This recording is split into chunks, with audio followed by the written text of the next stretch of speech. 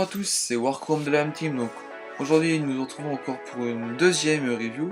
Donc comme vous avez vu sur le présentoir, je l'ai enlevé. Donc c'est de ma G39 de chez WE. Pour commencer, donc ça sera plus rapide que ma CM16. J'ai moins de choses à dire. Alors pour ici, donc une crosse rabattable. Donc très classique sur les G36, vous me direz. Voilà. Ensuite, au-dessus, donc, la petite housse. Alors ici, nous avons une holo. Les holo, donc c'est une édition limitée, une mode zombie. Parce que le symbole, voilà, signe un peu affecté, voilà. Donc j'ai lumière verte, lumière rouge. Donc c'est une édition limitée que j'ai acheté sur JK Army, donc je vous laisserai le lien du site en bas de la description. J'y arriverai. Après pour les organes de visée, donc c'est en tanne. Je sais pas si vous voyez très bien, voilà. Donc c'est ces organes de visée que j'ai récupérés sur mon ancienne G36 de HK Marex. Donc ça fait un petit style, donc ça fait un petit dérivé, donc voilà. Après ici nous avons les cache-rails. Donc ils sont en désert digital, désert, voilà, en sable si vous préférez. Donc c'est un cadeau de JK Army qui m'ont offert pour justement la commande où j'ai vu ça. Après nous avons un silencieux S-Sniper TZ MK, donc acheté sur Crapahut. Donc je vous laisserai aussi le lien du site, donc je pense que tout le monde connaît Crapahut. Après ici nous avons tout simplement une poignée RIS, donc plus basique. Bon, certes, je vous avouerai que c'est pas super esthétique, mais niveau pratique, comme je l'empoigne comme ça, donc pour l'instant ça me suffit. Donc voilà, donc la poignée reste totalement simple, hein, on dirait. Après, donc comme elle est à gaz, son fonctionnement, donc c'est comme une vraie, donc on tire la culasse. Voilà, et on tire normalement quand il y a un chargeur.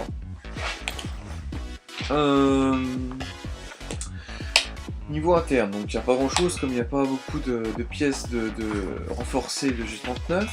Nous avons un camp de précision, en 601. Il fait environ 37 cm, si je ne me trompe pas. Donc voilà.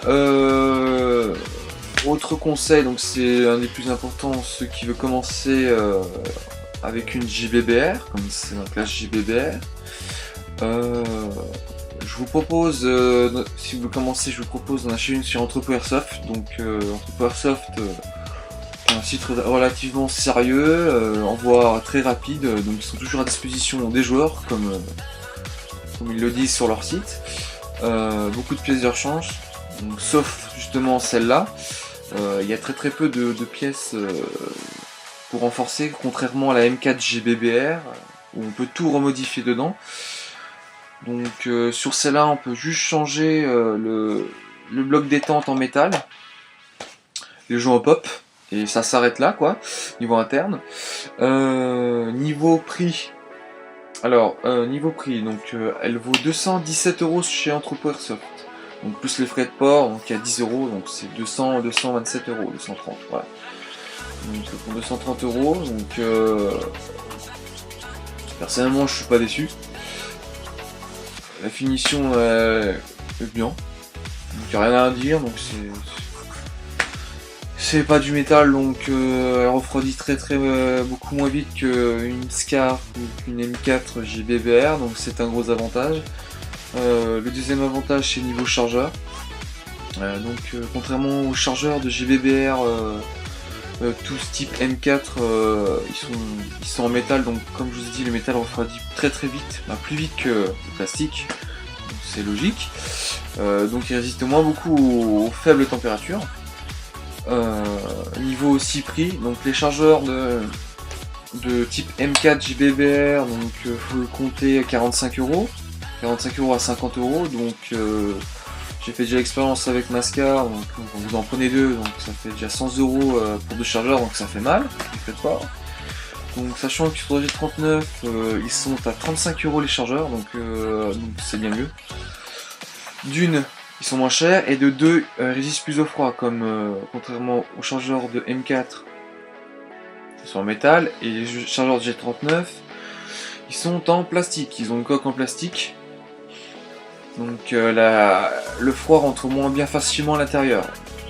Alors ensuite, deuxième point important, donc pour les utilisations de gaz, faites très attention.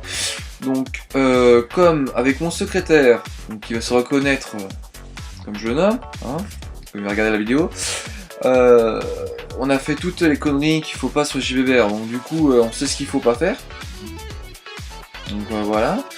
Donc premier point, éviter, donc c'est le seul gaz que je connais qu'il faut éviter par contre, éviter le gaz Walter, donc je pense que tout le monde connaît ce gaz. Est-ce que j'ai noté pas loin? Non. Donc je pense que tout le monde connaît le gaz Walter. Donc ce gaz est utilisé pour les canons de 4 mm. Donc d'une, c'est pas pour le bon calibre, et de deux, il est un peu trop fort et trop siliconé.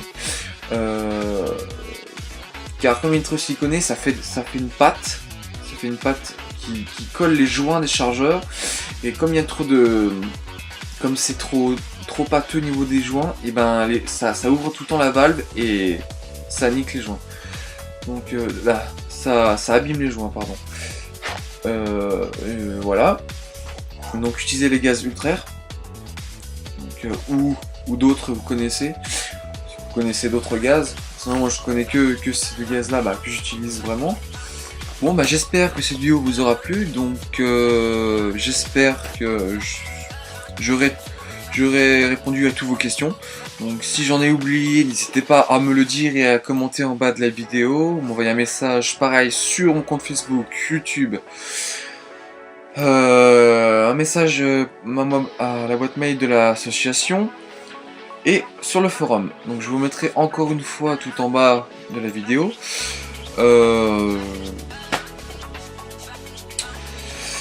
Et surtout, abonnez-vous et je vous invite à aller voir les autres reviews ici présentes. Donc de ma CM16 Rider Prometheus, ceux qui ne l'auront pas vu. De ma MP9 de chez ASG. Et de mon Colt Sliver, 1911 Sliver. Voilà. Sur ce, je vous laisse et je vous dis, pour ceux qui cliquent sur le lien, à tout de suite, et pour ceux qui arrêtent la vidéo, à plus. Allez, salut.